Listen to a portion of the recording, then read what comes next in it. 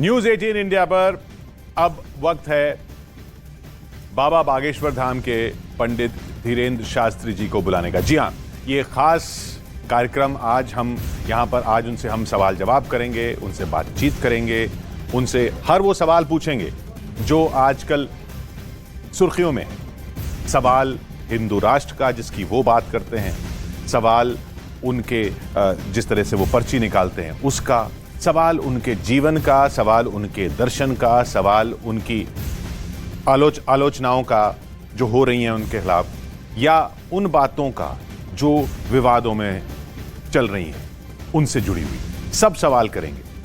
उनसे समझेंगे कि वो जो कहते हैं उनके कहने का अर्थ क्या होता है। उनसे समझेंगे कि वो जब कहते हैं हिंदू राष्ट्र की बात या सनातन की बात, तो हिंदू राष्ट्र और सनातन राष्ट्र में अगर फर्क है तो वो फर्क क्या है। वो सब हम आज समझने की कोशिश करेंगे इस कार्यक्रम में। खुद हमारे साथ लाइव जुड़ने वाले हैं बाबा बागेश्वर धाम के पंडित धीरेन्द्र शास्त्री जी। उस कुछ ही वक्त में हम उन्हें बुलाएंगे, तो स्वागत करते हैं बागेश्वर धाम के पंडित धीरेन्द्र शास्त्री जी का।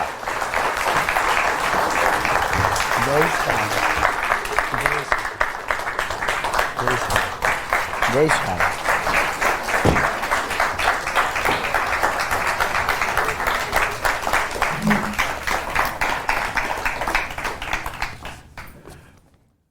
सबसे पहले तो आप क्या बुलाना पसंद करते हैं अपने आप को? महाराज जब कोई हमको बाबा कहता है तो अंदर से बड़ा हर्ट होता है। अरे क्यों? हम कोई बाबा नहीं ना, हमने कोई संन्यास लिया है ना, भगवान की कृपा से हम दाढ़ी भी इसीलिए नहीं रखते हैं। अच्छा, कोई हमें बाबा आप बाबा नहीं है? नहीं है। कोई हमें महाराज जी कह सकता, आप हमें आचार्य जी कर सकते हैं, हाँ। आप हमें शास्त्री जी कह सकते हैं, ये हमें बहुत प्रिय है। अच्छा। बाबा कहता है कोई तो बाहर से हम नहीं बोल पाते, पर अंदर से लगता है यार भाई कम से कम हमारी दाढ़ी मूछ तो देख। तो ठीक है, फिर आप शास्त्री जी कहेंगे? चलेगा, दौड़ेगा। हाँ। ये बताइए, तो ये फिर बाबा कहने का ये कैसे चलन शुरू हुआ फिर?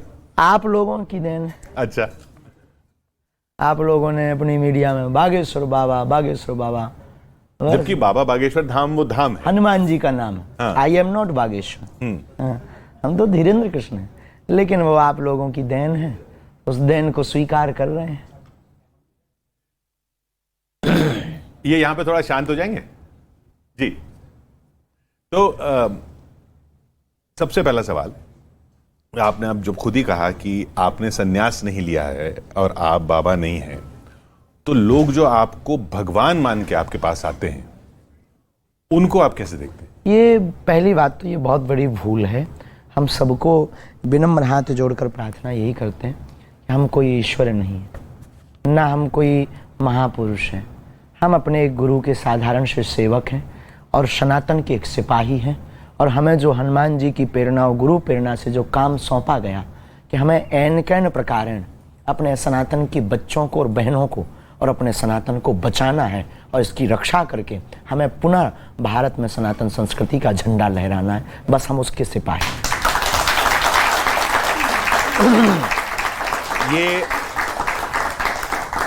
ये बोध आपको कब हुआ? हमारे परंपरा में ये है, 3 अच्छा। पीढ़ियां गुजर गई।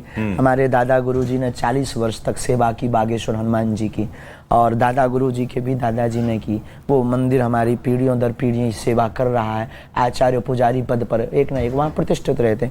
हमारी दादाजी के माताजी भी बागेश्वर महादेव की उपासक थी, और तीसरी पीढ़ी में हम हैं वहाँ सेवा में।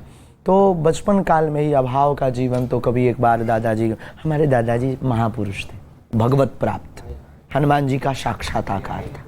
लोग उनके पास उस जमाने में बड़े बड़े IAS IPS ऑफिसर्स बड़ी बड़ी गाड़ियाँ लेकर, एम्बेसडर गाड़ी हमें आज भी याद है, तो जाते थे। तो हम भी अपने गुरुदेव के पास में कुछ अपेक्षाएं लेकर के गए थे कि जीवन बड़ा विचित्र है, आप सबका भला कर रहे हैं और हम पर भी कृपा करो। उन्होंने कहा रात को आओ। ये कब आपकी उम्र कितनी थी? 9-10 साल। 9-10 साल। हाँ। जीवन बड़ा अद्भुत विचित्र था, उन स्थितियों का बयां करना असंभव है, हमें लगता है जीने से। तो रात को हम गए, बस प्रणाम किया और घटना घटनी थी सो घट गई। उस रात में हमारी ज़िंदगी की एक नई शुरुआत हुई। उन्होंने स्नान करवाया, हनुमान चालीसा कुछ प्रयोग करवाए, विधि करवाई। उन विधि को करने के बाद वो बागेश्वर महादेव के मंदिर के पास यहाँ हमारी बाहें पकड़ कर ले गए। और हमारे महापुरुष, गुरु तो गुरु, बहुत 7-8 फीट के थे हमारे दादाजी, और अद्भुत महापुरुष, सिद्ध पुरुष। और बस उसी रात को एक घटना घटती है और वो जा कर के होता है कुछ ऐसी घटना जो टीवी का विषय नहीं है। एक लाइट जैसी होती है, एक लाइट जैसा प्रकाश होता है, और हम भयभीत तो हो ही जाते हैं, बच्चे हैं तो बहुत अति भयभीत हो गए। लेकिन उन्होंने हमारी पीठ थपथपाते हुए कहा, कह दो तुम हमारे हो हम तुम्हारे। और बस हमने कह दिया तुम हमारे और हम तुम्हारे, और काम हो गए। बस उस दिन तो वो तब तक आप जैसे आम बच्चे थे वैसे ही अभी भी आम है, कोई खास नहीं। तो वो खेलना कूदना स्कूल जाना हम वो अभी सब भी था? मंचों पर खेल लेते हैं, आप लोगों के साथ खेल रहे हैं। बचपना गया और जिंदगी में बचपना जाना भी नहीं चाहिए। हाँ। ये भी तो एक खेल ही है, खेल रहे हैं। लेकिन वो अब पीछे कुछ ऐसे प्रकरण हुए ना कि अब वो जो आप स्वच्छंद दिखते थे ना 2 साल पहले, हम हमारे ही प्रोग्राम में एक बार आए थे आप आदि हकीकत आधा फसाना में, तो वो स्वच्छंदता अब क्या कम दिखती है या मेरी गलतफहमी है? नहीं, कुछ सांसारिक वृत्तियों को दृष्टिकोण रखते हुए हमारे द्वारा कुछ ऐसा ना हो जाए जिससे बच्चे गलत कुछ सीख लें। अच्छा, तो बस उस मर्यादा का पालन कर रहे हैं। बाकी हम अपनी मनमौजी में न कल पीछे थे न आज हैं। जब भी मन कर लेता है बैट बॉल उठाकर फिर मनमौजी कर लेते हैं। आज तो ये जो बचपन में जैसा आपने बताया 9 साल की उम्र थी, उसके बाद फिर धाम में आपने बैठना शुरू किया? उसके बाद पहले तो कर्मकांड, रोज जाना बागेश्वर, वही सेवा पूजा करना जो परंपरा थी, वो परंपरा का निर्वहन करना। फिर 2012 के बाद हम परमानेंट वहाँ धाम पर रुके। अच्छा, वहाँ झोपड़ी बनाई, सेवा की। फिर शनिवार वो वही चीज़ें जो दादा गुरुजी करते थे, तो गांव के लोग आते थे, किसी का पेट दर्द कर रहा, किसी की भैंस गुम गई, किसी की बकरी गुम गई। तो अब गांव का काम है, तो आसपास के लोग आते, महाराज जी हमारी भैंस बता दो। हाँ भाई तुम्हारी यहाँ से इतनी दूरी पर है। वो कैसे पता चलता था आपको? ये गुरु कृपा, यही हमारे परिवार पर जो कि दादा गुरुजी के जो दादाजी थे श्री सन्यासी बाबा, जिनका हम जयकारा लगाते हैं, उन्होंने 1.25 करोड़ हनुमान चालीसा का पाठ करके हनुमान जी को प्रकट किया था।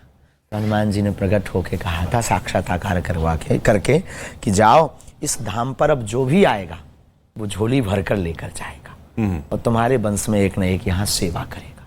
तो वो प्राप्ति हुई सन्यासी बाबा को, उन्होंने दी दादा गुरुजी को। दादा गुरुजी ने फिर एक हमारे चाचा जी थे, कुछ दिन वो भी बैठे, अकस्मात उनका शरीर शांत हो गया किसी कारणों से। फिर उसके बाद में फिर दादा गुरुजी ने हमें पकड़ा कि अब तुम सेवा करो। तो ये हमारी कोई नई चीज़ नहीं है, हमारी ये परंपरा में है। लोगों की विचार बताना, लोगों को समाधान देना, ये हमारे वंश में।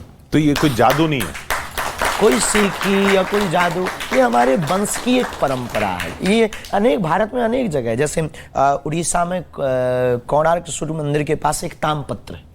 वहाँ हमने लोगों से सुना, हमारे दादाजी ने भी बताया, वहाँ तामपत्र पर लिख कर आता है। वहाँ के आचार्य उस पर लोग अपने प्रश्न रखते हैं और वो तामपत्र पर उकर करके आ जाता है। ये जो हमारे पास परंपरा, ये भी आज की नहीं, महर्षि वाल्मीकि के समय की है।